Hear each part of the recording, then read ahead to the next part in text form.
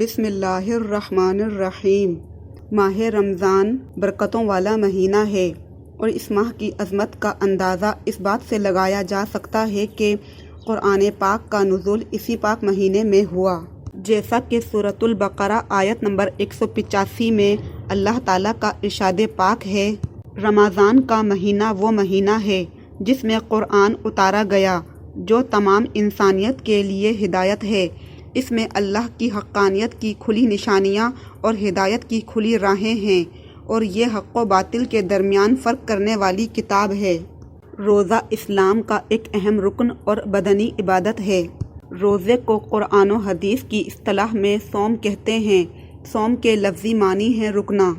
اللہ تعالیٰ نے رمضان کے مہینے کے روزے فرض کیے ہیں، اور پہلی امتوں پر بھی کسی نہ کسی شکل میں روزے فرض کیے گئے تھے، جیسا کہ سورۃ البقرہ آیت نمبر 183 میں اللہ تعالیٰ کا ارشاد پاک ہے، اے ایمان والو، تم پر روزے فرض کیے گئے ہیں جس طرح تم سے پہلے لوگوں پر فرض کیے گئے تھے تاکہ تم پرہیزگار بن جاؤ۔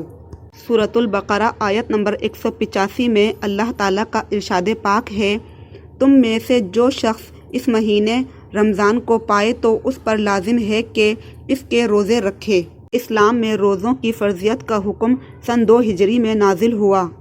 عبادت صوم کے لیے ماہ رمضان المبارک کو مختص کرنے میں بھی یقیناً اللہ تعالیٰ کی حکمت ہے، کیونکہ یہ نزول قرآن کا مہینہ ہے اور اس میں اللہ تعالیٰ کی رحمتوں، برکتوں اور انوار و تجلیات کا نزول عام دنوں کی بنسبت بہت زیادہ ہوتا ہے۔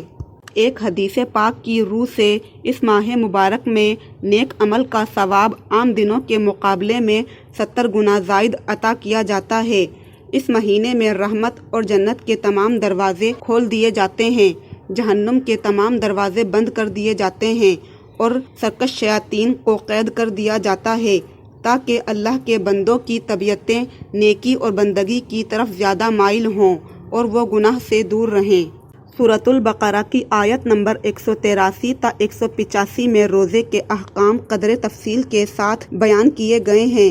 بیمار اور مسافر کو روزہ چھوڑنے کی رخصت دی گئی ہے، مگر بعد میں اس کی قضا لازم کی گئی ہے، یعنی یہ رخصت بھی وقتی اور عارضی امر ہے۔ حضرت ابو ہریرہ رضی اللہ عنہ بیان کرتے ہیں، رسول اللہ صلی اللہ علیہ وآلہ وسلم نے فرمایا، ماہ مبارک رمضان تمہارے پاس آیا ہے، اللہ نے اس کا روزہ تم پر فرض کیا ہے۔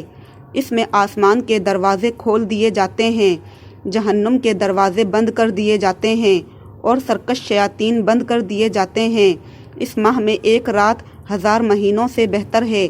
جو شخص اس کی خیر و بھلائی سے محروم کر دیا گیا وہ ہر خیر و بھلائی سے محروم کر دیا گیا۔ اسی طرح ایک اور حدیث میں حضرت ابو ہریرہ رضی اللہ عنہ بیان کرتے ہیں، رسول اللہ صلی اللہ علیہ وآلہ وسلم نے فرمایا، جو شخص روزہ کی حالت میں جھوٹ اور برے اعمال ترک نہیں کرتا تو اللہ کو کوئی حاجت نہیں کہ وہ شخص اپنا کھانا پینا ترک کر دے۔ عبداللہ بن عمرو رضی اللہ عنہ سے روایت ہے کہ رسول اللہ صلی اللہ علیہ وآلہ وسلم نے فرمایا، روزہ اور قرآن بندے کے لیے سفارش کریں گے۔ روزہ عرض کرے گا، رب جی، میں نے دن کے وقت کھانے پینے اور خواہشات سے اسے روکے رکھا، اس کے متعلق میری سفارش قبول فرما۔ اور قرآن عرض کرے گا، میں نے اسے رات کے وقت سونے سے روکے رکھا، اس کے متعلق میری سفارش قبول فرما۔ ان دونوں کی سفارش قبول کی جائے گی۔ حضرت ابو ہریرہ رضی اللہ عنہ بیان کرتے ہیں، رسول اللہ صلی اللہ علیہ وآلہ وسلم نے فرمایا، کتنے ہی روزہ دار ہیں جنہیں اپنے روزہ سے صرف پیاس حاصل ہوتی ہے، اور کتنے ہی قیام کرنے والے ہیں جنہیں اپنے قیام سے جاگنے کے سوا کچھ حاصل نہیں ہوتا۔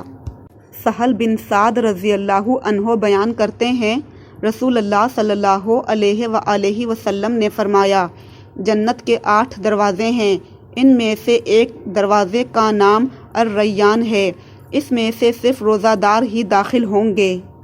ہر عبادت کی طرح روزے کا بھی ایک اہم ترین مقصد تقویٰ ہے، جو خود قرآن پاک نے متعین کیا ہے، اور یہ تمام اعمال خیر اور نیکیوں کے لیے ایک جامع اصطلاح ہے۔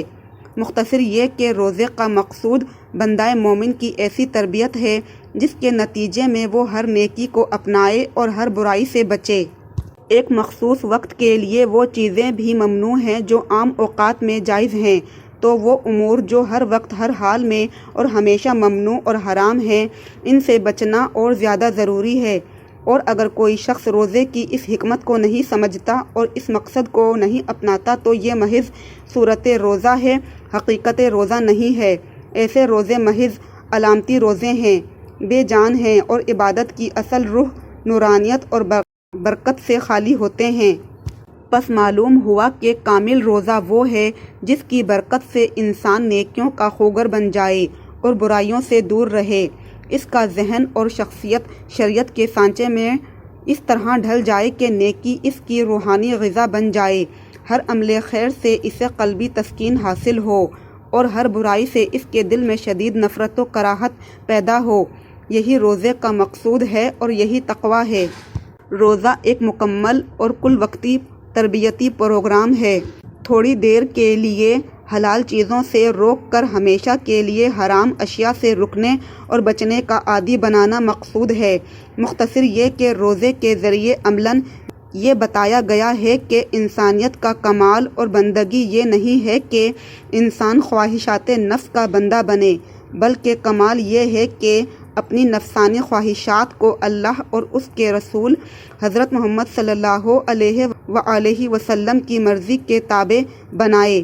یہی وجہ ہے کہ رمضان المبارک میں انسان ایک طرف تو برائیوں سے روکا گیا ہے اور دوسری طرف نیکیوں کا زیادہ سے زیادہ اہتمام کیا گیا ہے، مثلاً نماز تراویح، تلاوت قرآن اور ختم قرآن، اعتکاف اور صدقہ فطر وغیرہ۔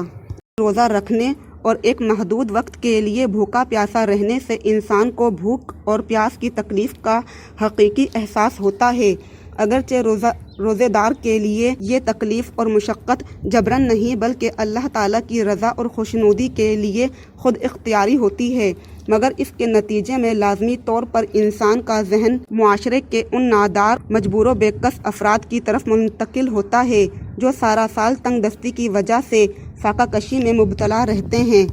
روزہ ایک ایسی عبادت ہے جو ہر طرح کے ریا، دکھاوے اور نمود و نمائش سے پاک ہے۔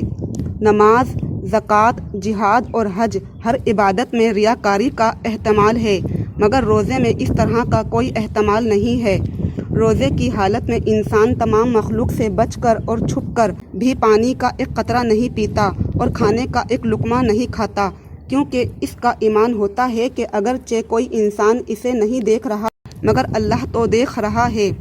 خدا خوفی کی یہ اعلیٰ کیفیت روزے کی حقیقی برکت اور اصل مقصود ہے۔